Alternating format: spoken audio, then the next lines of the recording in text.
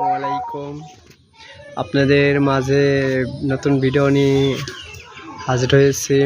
আমি YouTube channel বাসার Ali media টিয়া পাখি নিয়ে আজকে এই যে এদের আমি করলাম, এদের কিন্তু ছেড়ে দিয়ে পুষি, এদের কোনো আটকায় না, করানোর সময় স্বাধীনভাবে এরা চলাফেরা করে, তো কখনো উড়ে যায় না। আমার কাঁধে চলাফেরা বেশিরভাগ করে, আমাকে বেশি ভালোবাসে। দেখেন আমার সাথে কি দুষ্টুমুভাবে খেলতেছে, খুবই ভালো।